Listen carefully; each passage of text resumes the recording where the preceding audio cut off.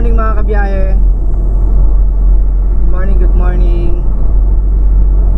Bali ngayon ay may biyahe tayo at papunta nga po ulit ako ng Maynila.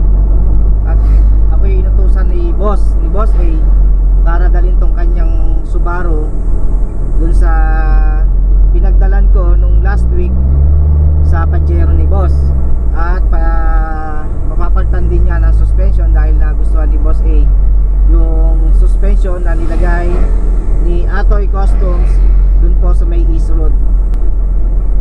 So ngayon ay time check tayo, 5 AM. Bali umalis ako ng ng pagsawitan ay mga quarter.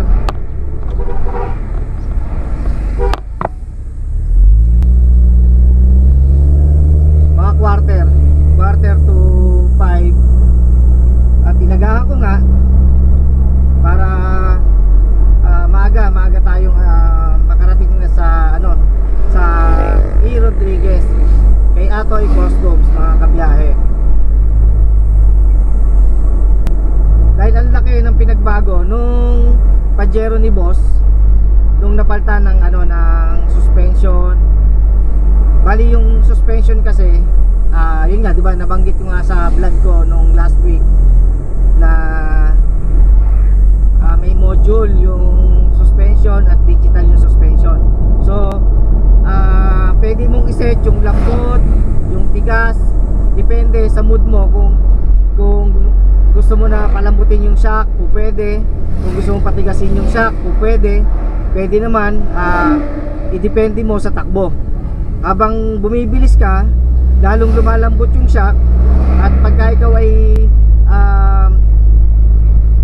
namimreno, titigas yung shock. Pwedeng sa unahan, pwedeng sa likod, depende sa mode kung ano yung gusto mong mode dun sa shock na nilagay dun sa Pajero ni Boss mga kabiyahe. So nandito na tayo ngayon sa Victoria, sa Balite mga kabiyahe at mga kasowerd. At tayo lang ang pupunta kasi ako lang yung inutusan ni Boss para dalhin nga itong kanyang Subaru, itong Legacy, yun nga kay Atoy Customs mga kabiyahe at mga kasowerd. So samahan nyo ako sa aking journey ngayong umaga, ngayong araw. At dahil nga wala nang pasok ang mga bata, so asahan nyo na medyo mapapadalas yung luwas ko or kung ano mang iuutos sa akin ni Boss. Nandito na tayo sa Masapang. So yun, maya na lang ulit mga kabiyahe at mga kasowerd. So kita-kita na lang tayo. Alright, so yun mga kabiyahe, at nandito na nga ako sa Kalambana pala to mga kabiyahe, sa Pansol. At traffic ang aga ng traffic mag-alas 6 pa lang ng umaga ay traffic na mga kabiyahe. Yan o. Alright, so yun, at sa na lang siguro ako kakain sa expressway, baka sa Mamplasan, sa Shell Mamplasan na lang ako kakain para at least lampas na sa mga traffic dito sa loob, dito sa Kalamba, dito sa Pansol, dahil traffic nga rito sa Pansol ngayon. Kahit maaga ay iwas muna tayo. Pagkatapos na nitong traffic, nasa expressway na tayo doon. Okay. Tsaka tayo kumain. Tapos pagkakain natin, dire-diretso na ulit yung biyahe natin papunta kay Atoy Customs. Ayan mga kabiyahe at mga kasowerd. So dahil nga nagustuhan ni Boss yung pinalagay niya doon sa kanyang Pajero, ay dito naman sa kanyang Legacy, sa Subaru Legacy, ito naman yung papapalitan niya ng suspension mga kabiyahe. Ayan. Although alam naman natin na iba na ang suspension talaga ng Subaru, talagang malambot na. Pero ang nagustuhan kasi ni Boss doon ay pwede mo kasing baguhin yung mode nung suspension mga kabiyahe. Yun ang kagandahan doon mga kabiyahe, kasi pwede mong baguhin, pwede mong patigasin, pwede mo palambutin. Siguro pagka yung may sakay ka sa likod, tulad dyan sa likod, pagka may sakay ka, ay pwede mong patigasin yung suspension para kung sa ganon ay hindi naman bagsak yung likuran or hindi ganon kapersado yung mga coil spring, yung suspension, mga kabiyahe. Kaya yun din yung isa na nagustuhan ni boss, kaya pati tong Subaru ay kanya palalagyan, mga kabiyahe. So maya maya na lang ulit, mga kabiyahe at mga kasoward, let's go. Alright, so yun, nandito tayo ngayon sa Petron, dito sa Expressway, at nagpapakarga muna tayo dito sa Petron dahil yun ang bilin ni boss na magpakarga tayo. Kaya lang hinahanap ko yung yung Petron card ni boss dito. Wala, hindi ko makita yung Petron card ni boss, kaya hindi ko alam kung makakakuha ko ng points dahil wala, hindi ko makita yung card ni boss, mga kabiyahe. Sayang yung yung points na na ikakarga. Alright, so meron ng konti at ayan. Ano sir? Okay na po. Okay, sige.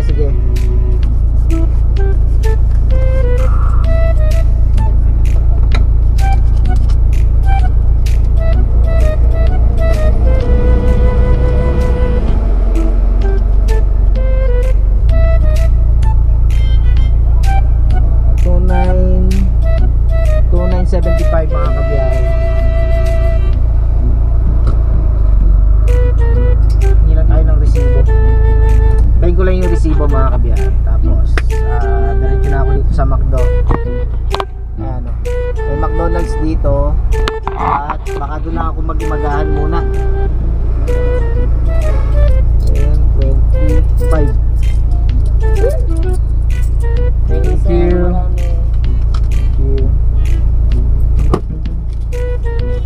So, ayan, nakahingi na nga ako ng resibo. At dito naman tayo ngayon sa McDonald's. Kakain muna ako para dire-diretso yung biyahe ko mamaya. In 200 meters, turn left. Okay. In 200 meters, turn left.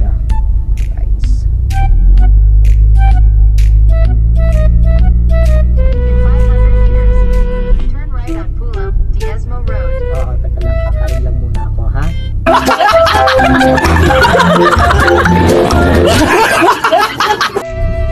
Hintay ka lang muna, ha?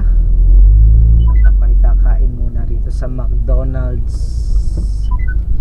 Kain lang muna ako para ang aking biyahe ay dire-diretso. Ang galing! Ang galing!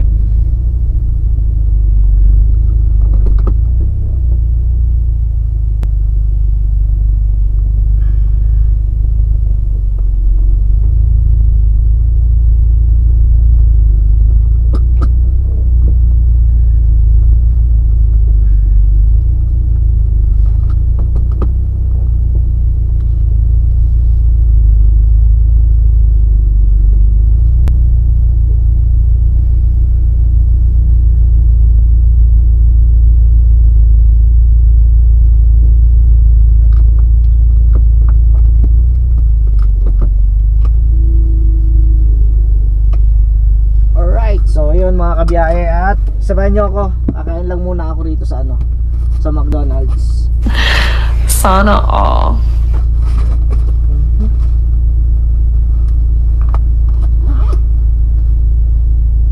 So i-off natin ang ating AC, ang ating makina naka-off na. Okay.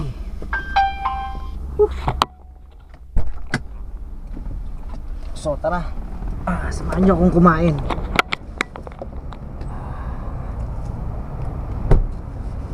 Right. So nandito na ako sa McDo. Kain muna ako. Magahan buti, kakaunti tao. Order na lang ako siguro.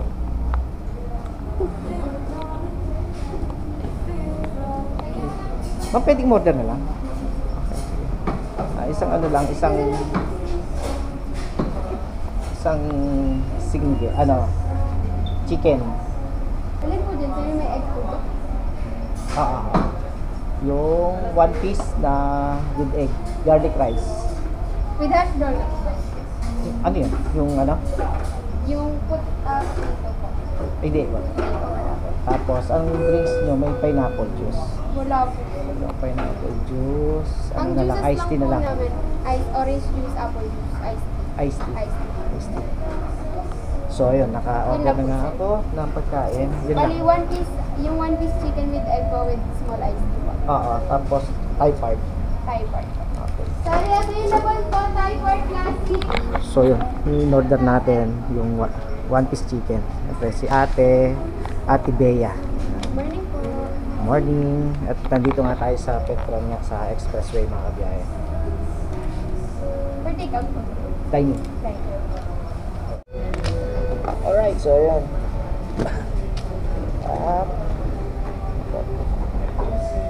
So naka-order nga ako ng pagkain. One piece chicken lang. May nanaw kasi akong kumain. Pwede na! Mga kabiyahe, so taga lang.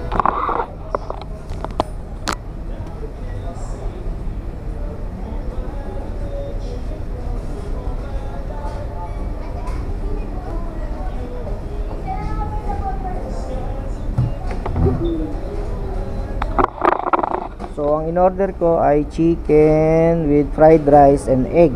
Oh my God! Wow! Ang drinks ko ngayon ay iced tea. So, yan. So, kakain muna ako mga kabiyahit, mga kasowerd. Alright, so, tayo nyo pag naman tayo ng gravy. Tayo ng gravy.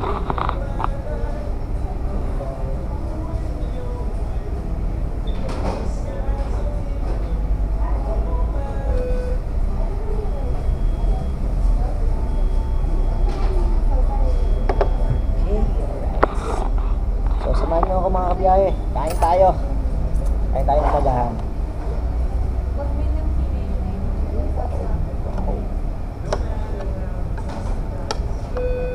Sayang, solo lang tayo. Hindi natin kasama si Ivan.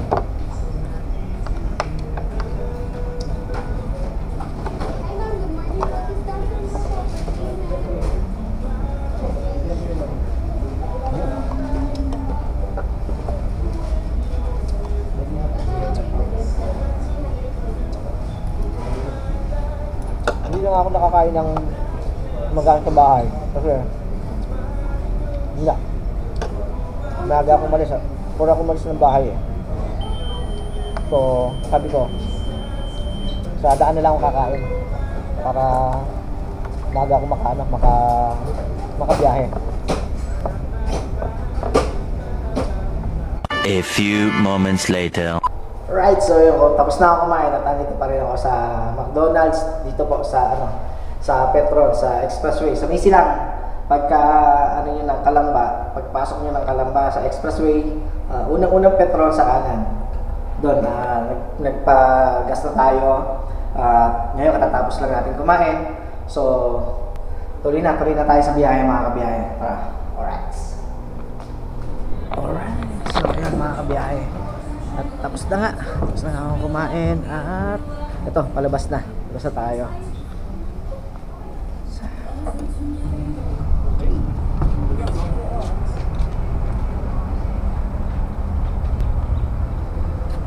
So ayan, nandito na tayo sa labas. Tayo ay diretso na, malayo-layo pa biyahe natin. At ang gamit nga natin ngayon ay eto si Subaru. Ayan, alright.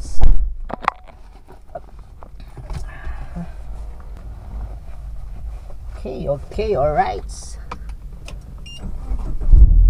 Woohoo! Alright, so yun mga kabiyahit, mga kasowerd. So set up lang ako. On natin ng aircon.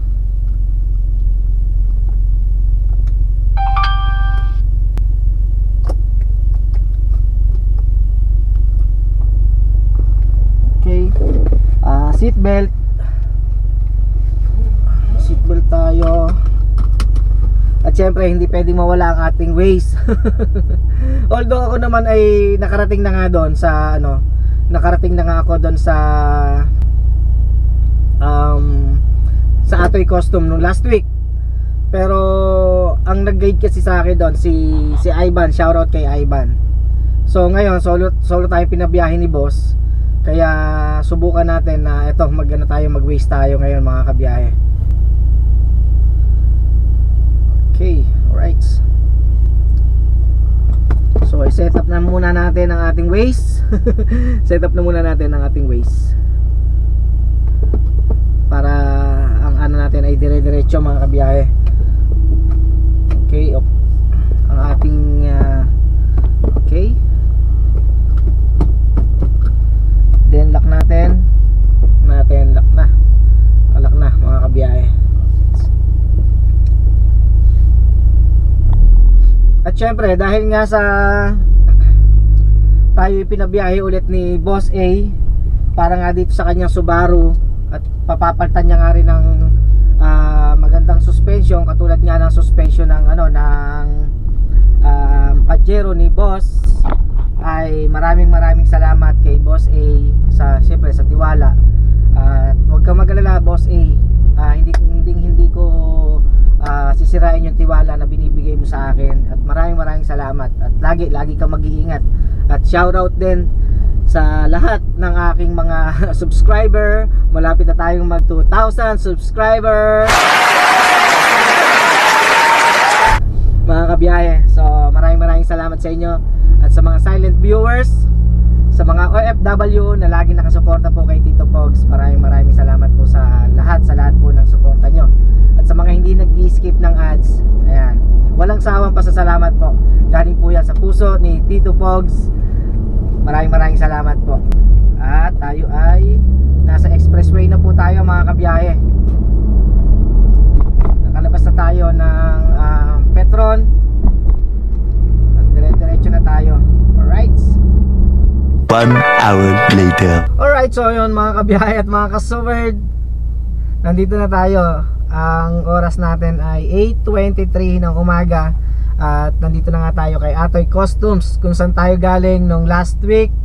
At eto na nga, magse-set up na ulit tayo para nga dito sa Subaru ni Boss. Alright, so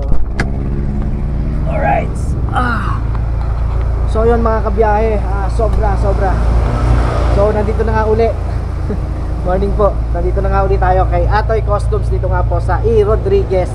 Dito nga po. Alright, at ang dala natin ngayon ay ang Subaru. Ayan, ang Legacy Subaru ni Boss. Papapalitan nga rin ni Boss ng suspension, ng shock. Ayan, yung 4 po papapalitan po ng shock to mga kabiyahe. Alright. Woohoo! So ito po yung sasakyan ni Boss mga kabiyahe. Alright.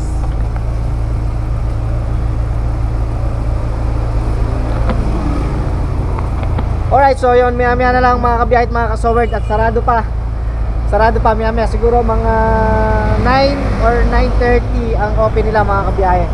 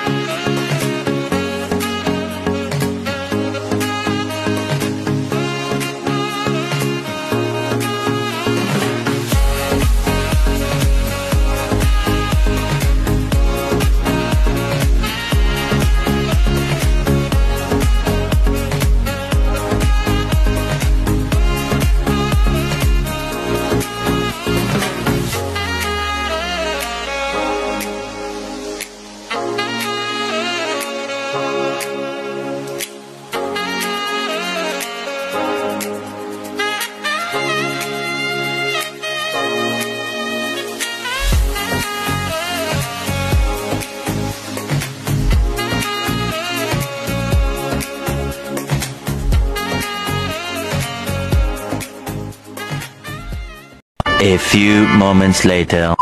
So ayun nga mga kabiyahe, at nabaklas na nga ni Kuya yung gulong at papalitan siya ng ito lang, yung papalitan lang naman dito mga kabiyahe, itong shock lang na to, pero yung coil spring hindi na yan papalitan, bali ito lang.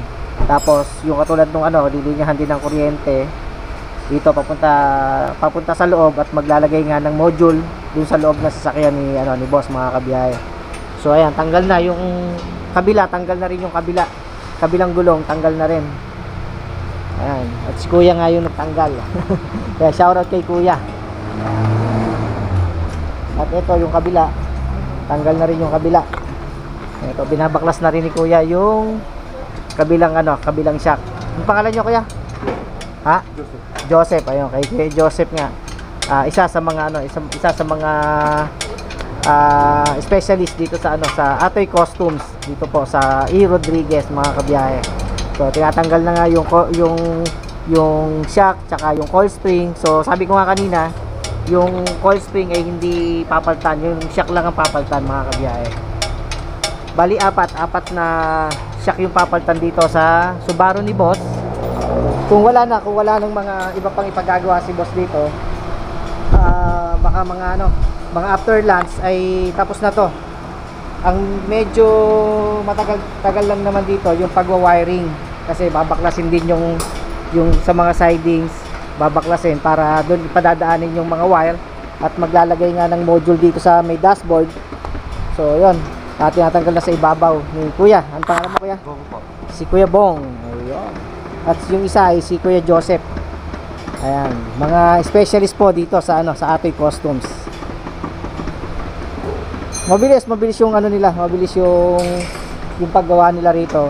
At nakita nyo naman sa vlog ko nung nakaraan ay yung Pajero ni boss naman, yung dinala natin dito at pinapalitan nga ng coil spring, yung shock pinapalitan din at ganun din. At dahil nga sa nagustuhan ni boss yung pinalagay nga na shock doon sa kanyang Pajero, ay pati itong kanyang Subaru ay papapalitan din na ng shock mga kabiyahe, para doon nga sa gusto niya na lambot ng shock mga kabiyahe, mga kasolid. So ito yung kabuuan ng shop po ni Sir Atoy. Atoy Customs 4x4 body kit. Yan po. Dito lang po yan sa may E. Rodriguez mga kabiyahe. Yan. Along the way lang naman to, makikita nyo na kagad. At syempre sa Waze, kung i-waze nyo naman, ilagay nyo lang ay Atoy Customs 4x4 body kit. At yun, ituturo na kayo ni Waze kung saan. So, ganun din yung ginawa ko kanina. At galing nga tayo ng Laguna. At yun yung nilagay natin sa Waze, yung kay Atoy Customs. Kasi dalawa yung Atoy Customs na maaaring ituro kayo ni Waze. Yung isa naman ay yung pagsisetup nga ng mga artista ba, yung pagpapaganda nga ng loob ng mga band. So, ito naman yung kapatid na si Atoy nga, na naglilip naman po ng mga gulong, nagpapalit po ng mga shock. Kung gusto nyo mga gawin pang off-road yung mga sasakyan nyo, ayan, tulad nun yung Hammer, ayan, tulad nun meron dong FJ, may FJ din doon sa unahan. Ayan, so yun, kung may mga ganun kayo na sasakyan at gusto nyo na gawing pang off-road, punta lang po kayo dito kay Atoy Customs. Ito po yan sa E. Rodriguez mga kabiyahe at mga kasolid. So ito namang kotse ni boss, itong Subaru, ay hindi naman ipapa off-road ni boss. Bali palalambutin niya lang yung shock. Kahit na malambot na yung shock ng Subaru, so gagawin niya yung katulad din ng shock na pinalagay niya doon sa Pajero, na pwedeng iset yung mode nung lambot tsaka tigas ng shock mga kabiyahe. At meron siyang module nga na nilalagay doon sa dashboard para doon niya iseset o isesettings kung ano yung mode na gusto niya mga kabiyahe.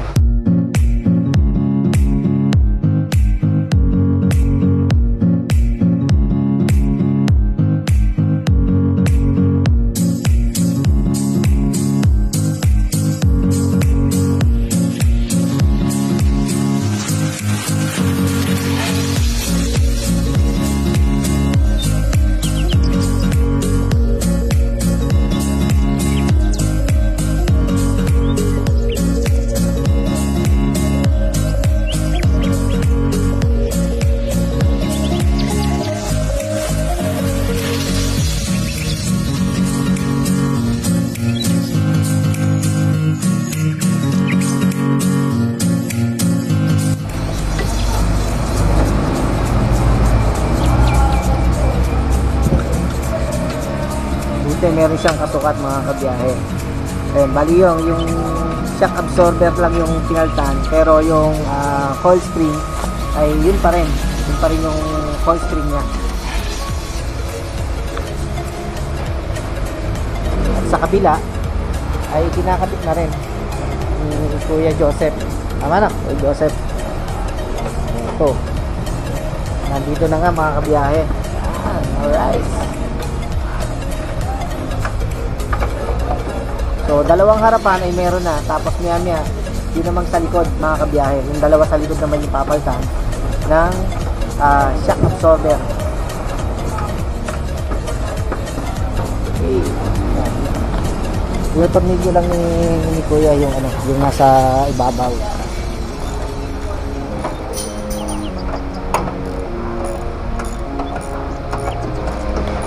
So, ayan. Mamaya titingnan natin yung pag-wiring dito sa loob. Dito binabaklas na nga nila kasi gawa ng yung wiring dito padadaanin. Hanggang dito, hanggang sa may lagay nga yung module dito sa dashboard. Doon maglalagay ng module para doon i-setting ni boss kung ano yung mga magandang gawin at magandang set ng lambot ng ng shock. So ito, tinatanggal na ni Kuya yung yung upuan sa likod para mapadaan nga yung wire papunta doon sa harapan. At mamaya, siyempre yung naman, ito panghulihan, dalawang hulihan naman yung kakabitan ng ng shock.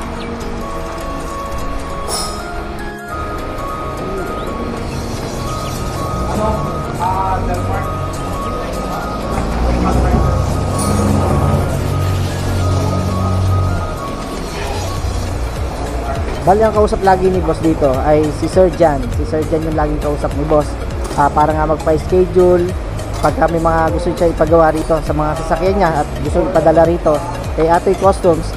Si Sir Jan lang po yung lagi niyang nakakausap dito mga kabiyahe. Bali ito mga kabiyahe, ito yung paraan nila para kung paano mag-camber. Camber alignment ng gulong dahil nga nagpalit nga ng shock absorber. So kailangan ay i-align din yung gulong or i-camber para maging pantay ulit.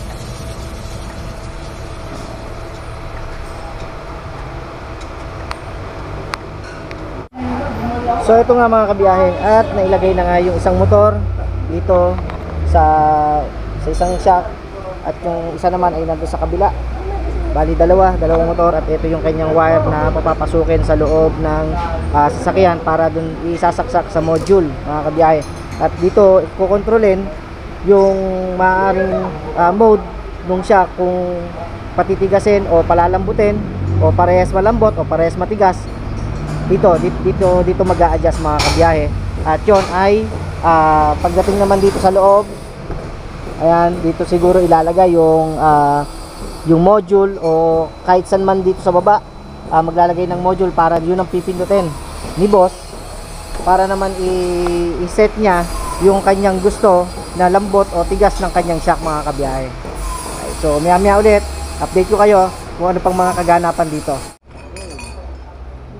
Okay, naikabit na nga yung unahan na gulong. Yan. Tapos na nga, camber na, nai-align na. So kinabit na ni Kuya yung gulong. Yan. At mamaya doon naman sila sa likod. Ganun kabilis. Gumawa dito sa Atoy Customs. Siyempre, quality rin ang gawa nila rito. Solid. Dahil kabisado na nga nila yung gagawin, kaya mabilis yung trabaho. So ayan, nakakabit na nga, nakapix. So ibababa na yan para higpitan ng maigi yung gulong mga kabiyahe. Alright. So yung kabila ay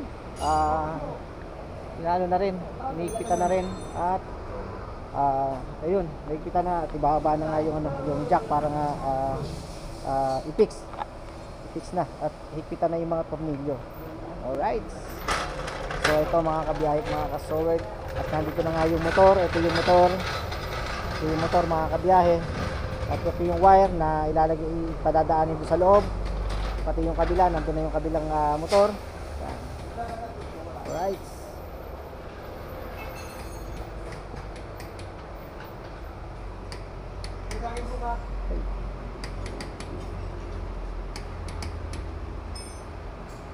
So ngayon mga kabiyahe ay nandito naman sa likod. Ito naman yung tatanggalan ng gulong para palitan naman ng shock absorber dahil tapos na nga yung unahan at napalitan na nga, nailagay na nga yung gulong.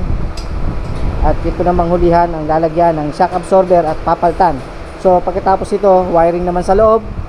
At pagka wire sa loob ay papakita ko sa inyo yung module kung saan isineset yung pinakang ano niya, yung kanyang pinakang mode na para lumambot o para tumigas yung shock absorber mga kabiyahe. Alright, so yun mga kabiyahe. At ito, bali nilalagay na at winawiringan na nga yung ano, yung module nung ano, nung shock mga kabiyahe. At ito, ayan. Naayos na nga yung wiring. At dito sa ano ay tapos na. Ito, nailagay na nga at nakapag-wiring na nga dito yung motor sa magkabilaan. Magkabilaan na to mga kabiyahe, meron na siya. So doon sa kabila sa loob, nililinyahan na lang yung wires doon sa loob, yung paglalagyan ng ito yung paglalagyan ng ano, ng module. Bali ito yung module. Ito yung module mga kabiyahe. Ito yung dito iseset. Monitor. Monitor. Ito pala yung monitor na dito iseset yung mode nung shock na kung gustong palambutin o gustong patigasin dito. Ayan, ito yung pinakang monitor niya mga kabiyahe. At si kuya nga yung nagwa-wiring. Ang pangalan mo kuya? Bernie. Ayun, si kuya Bernie yung nagwa-wiring nga nito mga kabiyahe. At dito sa likod ayun, bali bubutasin pa yon yung nasa dulo, gawa ng hindi kasya yung motor. At dito nailagay na yung isang motor. Nailagay na isang motor dito. Ayan, nalakihan na nila yung butas, nagkasya na yung motor. So dito na lang sa kabila, tatapusin na lang to yung pagtabas nga nung ano nung yero para mapagkasya yung motor nung ano, yung shock mga kabiyahe. Right.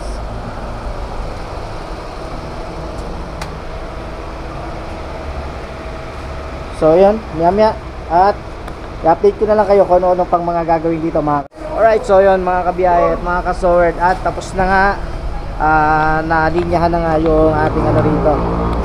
Pinalagay na yung monitor, nandito yung monitor, dito na nilagay yung monitor. Tapos mamaya iro-rotate na to. Pagkatapos diretso na tayo.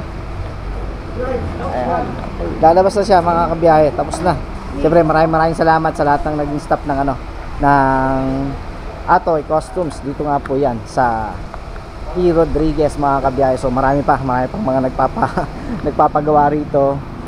Ito parang kay Gio Ong lang mga kabiyahe at mga ka-sword. Alright. At may Jimny. Ano? Wow, talagang pang ano no? Pang camping. Wow. Solid to mga kabiyahe. Kung magkakaroon tayo ng ganito, napakagandang pambiyahe to at pang adventure mga kabiyahe. Hilux, naka off-road, naka lift. Alright. Siyempre may mga canopy, may mga sa gitna mga kabiyahe. Ganda oh. Pang camping talaga. Camping. Wow. Alright, so yun. Hintayin lang natin at i-rotate lang yung Subaru. Gawa nga po ng tapos na linyahan na po ng wiring. Tapos noon iseset na po ni Sir Jan yung tamang lambot nung shock mga kabiyahe. Kaya po hintayin lang po tayo mga kabiyahe, mga kasower.